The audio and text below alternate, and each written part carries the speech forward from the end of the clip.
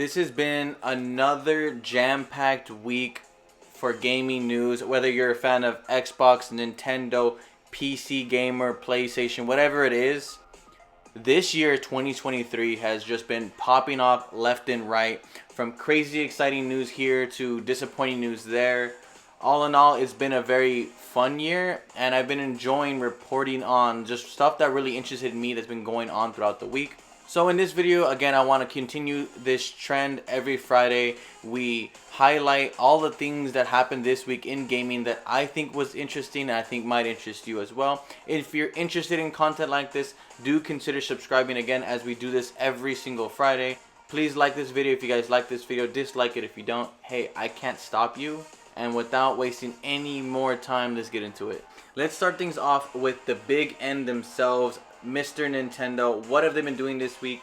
They've been doing some pretty interesting things, from, the Pokemon Presents that kind of let people down, I think. And Tears of the Kingdom making more headlines as they were when they released. Tears of the Kingdom took the gaming industry by storm with its innovative open world, innovative abilities, innovative left and right. And Nintendo is very aware of how innovative their game is. So they took it upon themselves to file some patents for some of Link's specific abilities that he had in this game. Some of them made sense, like his Ultra Hand, his Fuse abilities, those very specific abilities that are very unique to Tears of the Kingdom. Some of the other patents, however, people were a little confused by some of the stuff that Nintendo chose to patent, just because they didn't really seem so unique to Tears of the Kingdom. Things like Link standing on like a flying platform, things like the loading screen loading in as you kind of play the game. A lot of things that for us didn't really seem too unique, but Nintendo seems to believe that they want to hold on to this, they want to protect this. And I'm not against like creative people having patents on their creative ideas. I think that's well in their rights to do so. I do think it kind of sucks when you choose to patent like smaller things that I feel like could help lift up the gaming industry as a whole. The example that I want to like off my head remember is, I remember way back then Bandai Namco had put a patent on having like little mini games in your loading streams. Like I remember when I played like Dragon Ball Tenkaichi, they'd have like a little mini game in the loading screen, that way you can just keep yourself occupied. And it kind of sucked that Bandai Namco really like patented that, because I feel like that would have been something that kind of revolutionized that era of gaming. But instead, it kind of went down with Bandai Namco. Anyways, I guess Nintendo feels like their game is so creative, and some of their thoughts and some of their abilities and mechanics in this game are so unique to Tears of the Kingdom that no one else should use it. It is what it is. We can't stop them from doing what they want to do. They're gonna be Nintendo, and they're gonna protect their properties as best as they can. Well, moving on to the Pokemon Presents, where a lot of people were saying they presented nothing. They didn't really do much as far as getting people hyped for the Pokemon franchise. And I feel like this is where we start to see this like impasse. I feel like Pokemon has grown beyond the games. It's grown beyond the anime. Pokemon is the merch. It's the app. It's this community that like follows everything Pokemon does, from every little show, movies, games, application, whatever. And then there's those of us that grew up with the games and the anime, and those two things are our diehard Pokemon. That's what we know Pokemon as, not this big conglomerate that it's become, this machine that just pushes out more content to the Pokemon fan base. And I can't hate them on that. Pokemon is doing what's best for Pokemon, and they've lasted this long for a reason. So I'm not gonna like shame them for being the machine that they are now. It doesn't do anything for me though. I'm off of the Pokemon train. I don't care about Pokemon anymore. I played Pokemon Scarlet and Violet. That was the most disappointing game I've ever played in a really long time. So I'm not invested in anything Pokemon does. The only like somewhat news I will say that came out of the Pokemon Presents was like the Pokemon trading card game and Pokemon Stadium coming to NSO. So that is available currently. If you guys are interested, do check it out. Nintendo Switch 2 has been a hot topic ever since the original Switch released, and we've been getting rumors and rumors about details, specs, backward compatibility, certain games, non-stop rumors about the Switch 2 And we got another rumor slash leak from Mr. Zippo on like the Reddits and the internets and the leakers and stuff like that. So Zippo is a somewhat credible leaker. He gets some things accurate, he gets some things a little wrong. So he's kind of 50-50.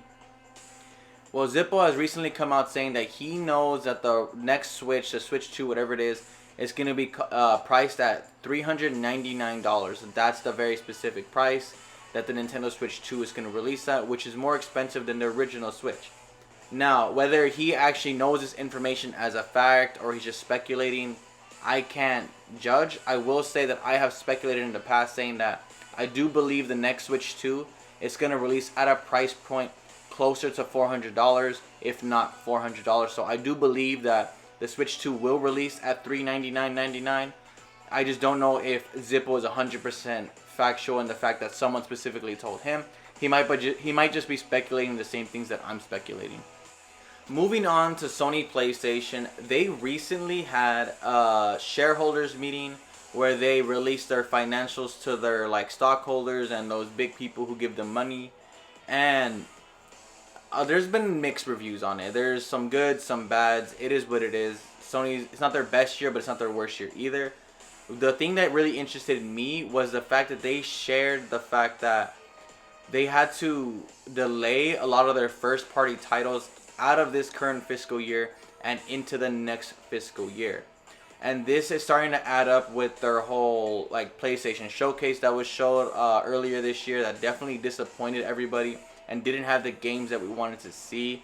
And I think, you know, this has been kind of a slow go for PlayStation with the whole PlayStation 5 generation. But I have faith that once they get caught up to speed, once they get those games pushed out, they will deliver on the quality games that, you know, PlayStation fans have come to expect. It's just, this is what it is, right? Like, delays in gaming happens, and it just happens to hit PlayStation all kind of at once this time. It is what it is. We have Spider-Man 2. We can look forward to that, and hopefully next year we get hit with some of their more, some of their other banger titles, like maybe a Ghost 2, maybe Factions, whatever else the next fiscal year holds is still a blur, but I'm kind of excited to see exactly what it could be. Again, with that being said, as long as PlayStation delivers, I'm excited.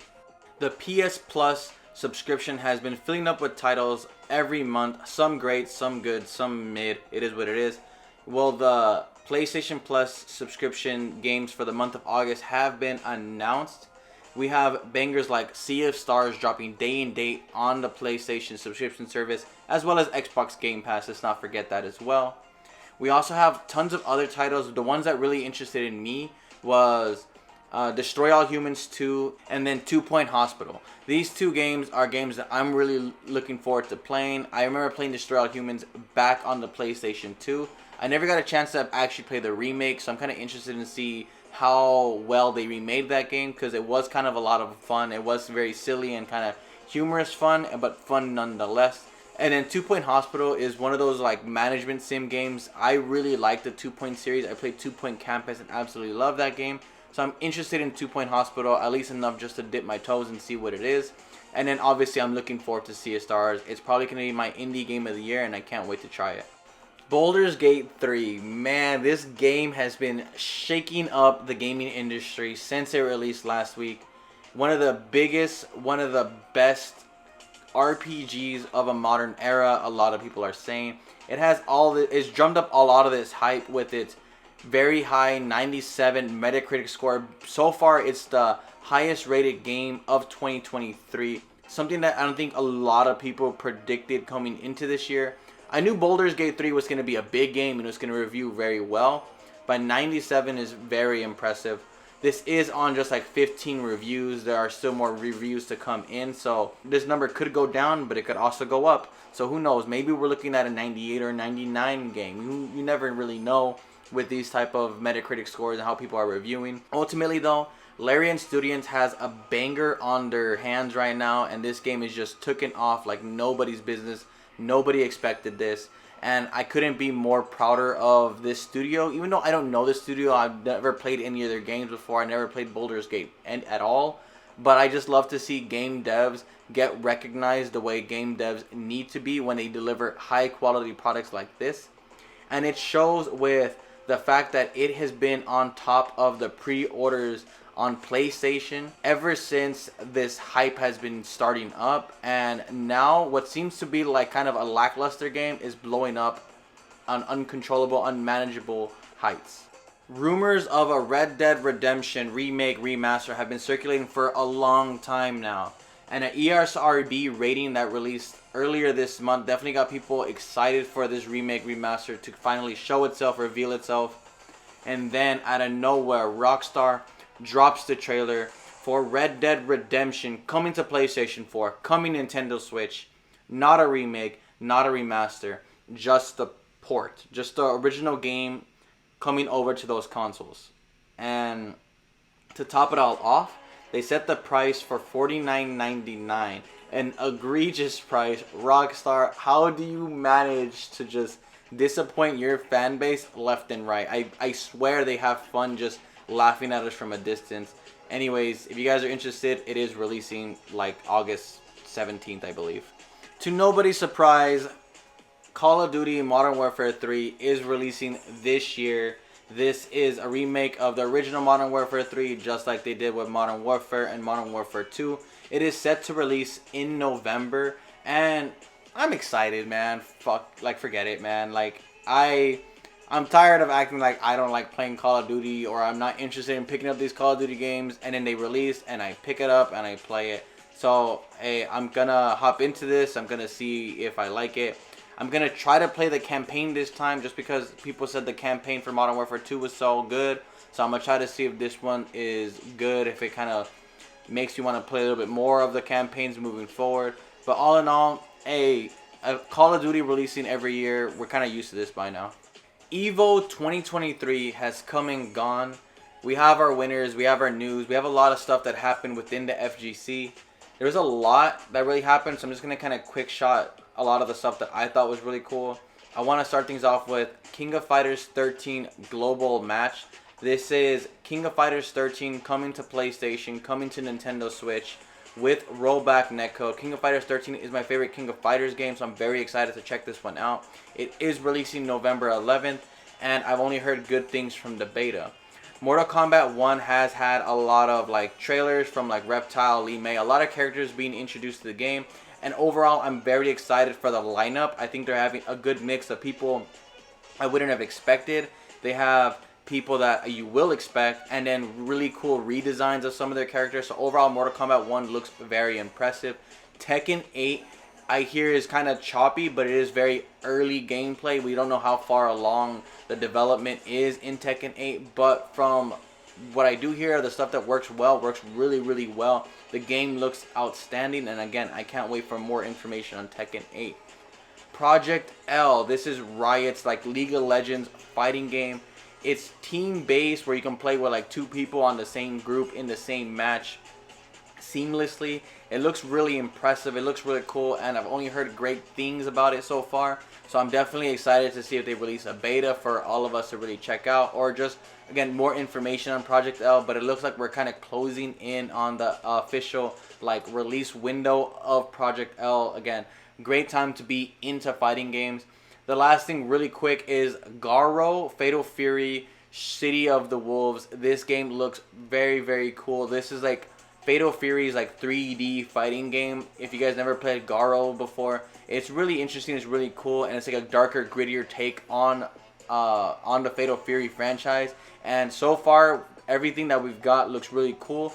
And I don't know, there was a lot of information. There was a lot more Street Fighter 6, costume details, so much information, but that's just a quick shot of the things that I thought were really cool.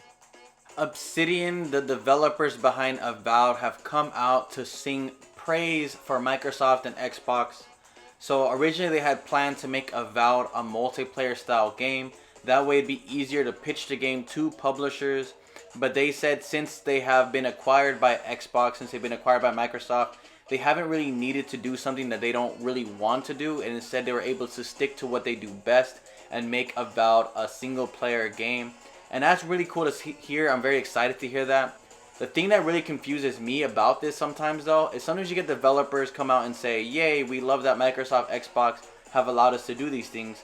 And then we get a whole Redfall situation where they say, I never really wanted to make this game. Nobody on board was down to make this game. We kept making this game and no one told us to stop. And then the game releases and nobody is happy.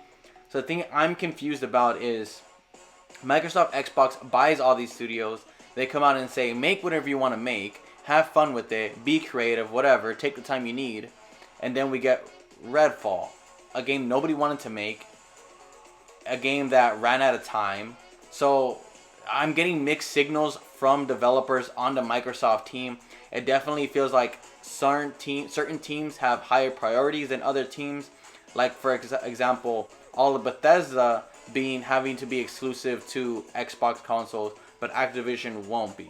Again, it's a lot of like misinformation, but it definitely feels like a studio by studio basis and a project by project basis. But overall, I'm glad to hear that Obsidian is excited for Avowed and they're going to be able to release it in the image that they want to.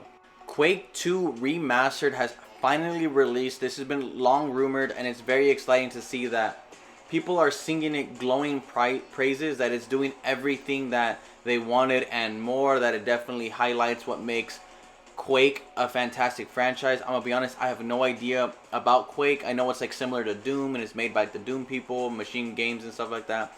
All of that is cool and all of that is really interesting. I'm not personally probably gonna check this out, maybe. The thing that excites me the most about this is the price tag. This is $9.99 if you're playing on other platforms, and then it comes with your Game Pass subscription. This is how you bring back games from the past. Red Dead Redemption, cough cough. Learn, developers, take passion in your projects and then release it to the loyal fan bases at a decent price that makes everybody happy. And again, I might just buy it just because of this like good faith, not even good faith, just because of this practice that I want to continue to see developers take. And I don't know, it looks pretty cool and I'm very excited about this. Our last news story is it kind of sucks, I'm gonna be honest. It isn't the best, and this is Devolver Digital's delayed showcase. Leave it to Devolver Digital to find the most creative way to let you know that the games they promised coming out this year are actually coming out at a later date. And a lot of these are the big bangers that I was excited for. Things like Stick It to the Stick Man. Things like The Plucky Squire. Games that I really wanted to see released from Devolver Digital. Personally though, I'm very glad they kind of got delayed. Because you know what? This is a very packed year, and I feel like next year these games are going to have more time to shine. I feel like with all the big blockbuster releases this year, indie games are going to have a huge year next year as long as they really release and kind of give themselves time to breathe. Overall, I'm very excited for a lot of these projects, and I'm not too upset that they got delayed. I am very excited, and I thought it was really funny the way that they did announce it in like a showcase that kind of parodies a Nintendo Direct. That's peak Devolver Digital right there, and I'm pretty excited about that. Anyways, you guys, that does it for this like news roundup style video. Let me know if any of these topics interested you, and with that, I'll see you guys on the next video. Remember to enjoy your weekend, play some games, and have a nice time.